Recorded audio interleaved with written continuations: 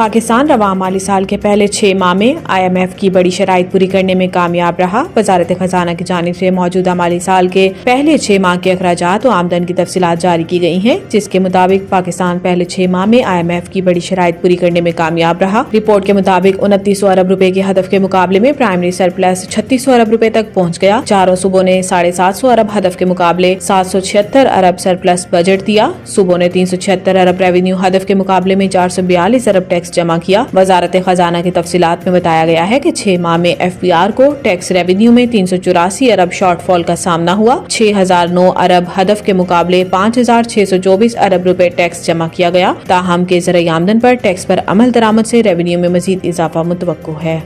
انسداد دہشت گردی عدالت نے 26 نومبر کے مقدمات کی سماعت کے دوران بشرا بی بی کی بانی PTI عمران خان سے ملاقات کرانے کا حکم دے دیا۔ بشرا بی بی کو راولپنڈی میں درج مقدمات میں شامل تفتیش کرنے کے لیے پولیس ٹیمیں جیل پہنچی اور حالیہ احتجاج کے 10 مقدمات میں انہیں باضابطہ طور پر شامل تفتیش کیا گیا۔ سابق خاتون اول نے پولیس کی ابتدائی تفتیش میں بیان دینے سے انکار کر دیا۔ بشرا بی بی نے پولیس کے سوالوں کے جوابات عمران خان سے مشاورت سے مشروط کر دیے۔ بعد ازاں بانی PTI عمران خان کی اہلیہ بشرا بی بی کو اڈیالہ جیل میں 26 نومبر کو بعد درج ہونے والے 31 مقدمات کی سماعت کے سلسلے میں جج امجد علی شاہ کی عدالت میں پیش کیا گیا۔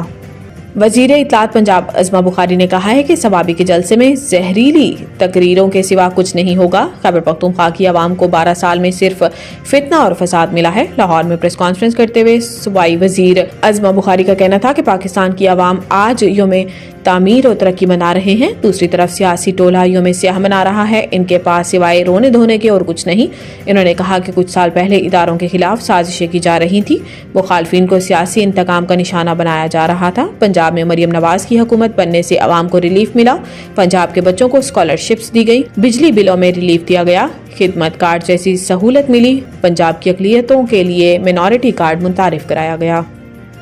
امریکی جج نے صدر ڈونلڈ ٹرمپ کو US ایڈ کو مکمل ختم کرنے سے روک دیا۔ غیر ملکی میڈیا کے مطابق جج کارل نکولس نے 2200 ملازمین کو جبری رخصت پر بھیجے جانے پر عارضی پابندی لگا دی۔ میڈیا رپورٹس میں بتایا گیا ہے کہ جج نے ایجنسی کے تقریباً تمام اوورسیز ملازمین کو 30 روز میں واپس بلانے کے خلاف حکم جاری کیا تھا، جس پر یونین نے عدالت سے درخواست کی ہے کہ ٹرمپ نے اقدام کے لیے کانگریس سے اجازت نہیں لی، اس لیے ٹرمپ کا اقدام غیر آئینی اور غیر قانونی ہے۔ کرپشن اور دھوکہ دہی کا الزام لگاتے ہوئے ٹرمپ نے USA ID کو بند کرنے کا حکم دیا ہے۔